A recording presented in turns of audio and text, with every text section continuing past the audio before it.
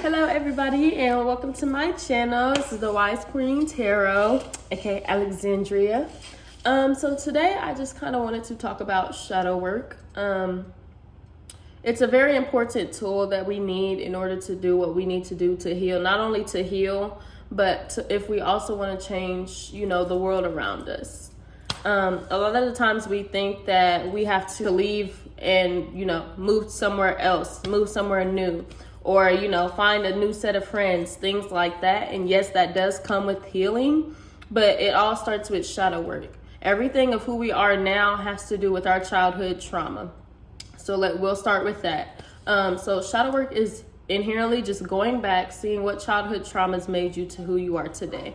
So it's going in and figuring out your triggers, what happened to you during childhood, just healing that inner child so that we can start to shift the world around us and our perception of it. So with that, let's see. So we want to start off with figuring out triggers. That is the first thing that I know I did personally for my journey, is figuring out what triggers me, what triggers inner Alex. The reason why she has become so angry, so reactive, so ready to hurt somebody else because her feelings was hurt. Really just going in and figuring out what it is we need to solve. The reason why we are just always so reactive. And so with that, I would say take the time to really figure out, okay, what are my triggers? What gets me reactive? What gets me in the mood where I don't even want to talk the rest of the day? So when we figure that out, it'll be less likely for us to always be reactive. Because of course, even after we do all this healing, you're still going to have triggers. That's just a part of human nature. It's just knowing when we have to react to them. Sometimes the triggers, once we finally figure out why it is we're triggered, when it happens again, we don't even have to react because I know why you did that and I know you wanted to get a reaction out of me. That is the goal, because when we can have that better outlook on situations and on life, we become less angry. Remember, anger is a low vibrational emotion. It's a necessary emotion. It is a part of your root chakra, so it has that boundaries. You get angry because boundaries are crossed. That's the reason anger exists, is because there's been a boundary that has been crossed. So our body reacts to that. Our mind reacts to that.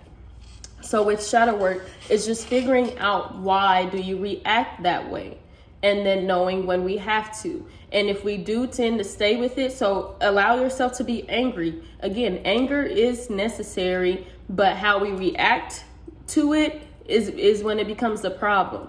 We can be angry and we can be like, you just crossed the boundary, but attacking that person because of it, ruining your entire day because of it, all because of one instance, is what we want to stop. So figuring out, that is why it made me angry, and I am valid, and I can be angry, but I'm gonna get myself right out of it because I know why.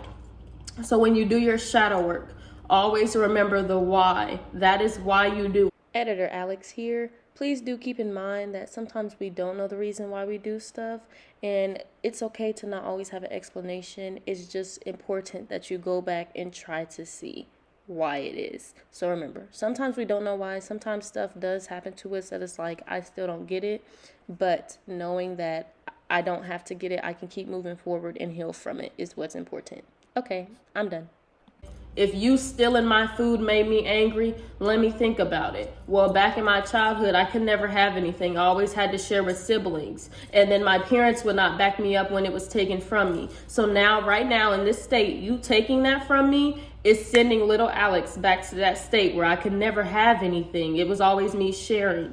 That is the why. And now that I know the why, you can have it. Little Alex, remind your little self that you're safe now. It's not that serious. We don't have to get worked over. We're safe and we can handle ourselves. Next comes the reparenting part of the process. So when you are reparenting yourself, allow your little self to come up and come out and let her or him speak.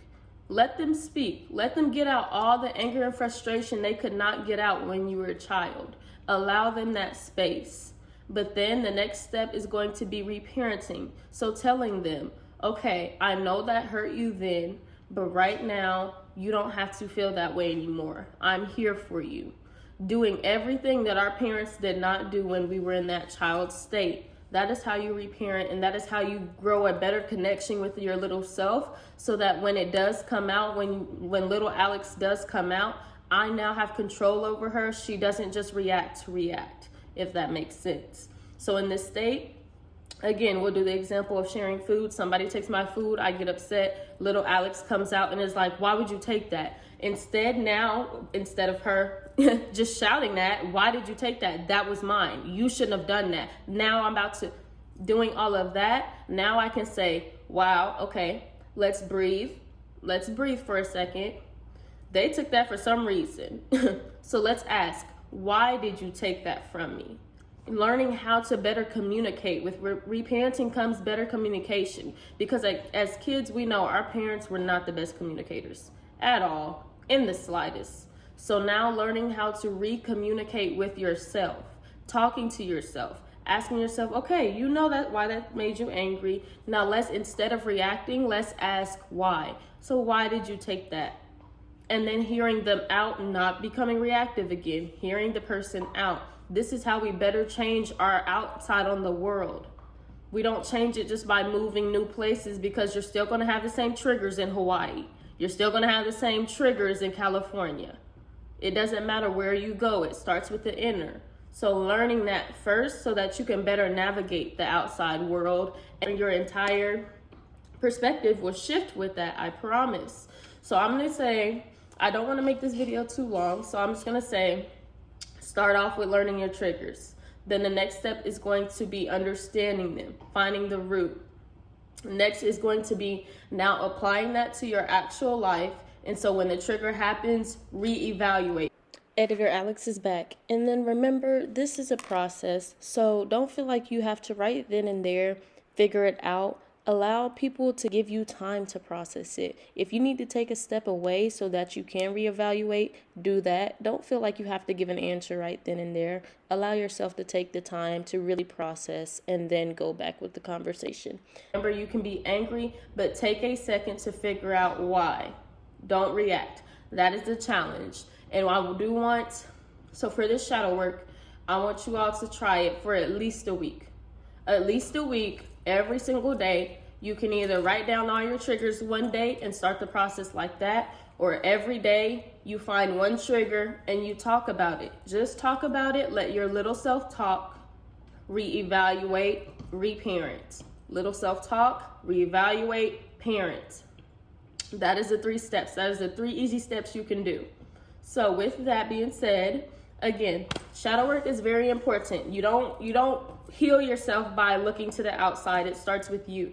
Spirit told me, woke me up at 5 a.m. to give me this message. We cannot ask Spirit to do and change our entire perspective if we are so afraid to sit with ourselves and go deep in ourselves and figure out why we go through the things we go through and what has happened to us, and learning from it and understanding it. So allow yourself the time and space to do your shadow work. It's important. It is very important. So with that being said, that is all I have today. This is a short little message that I just wanted to do and put out for everybody. If you do want shadow work prompts, I will try to find a link to put down below in the description.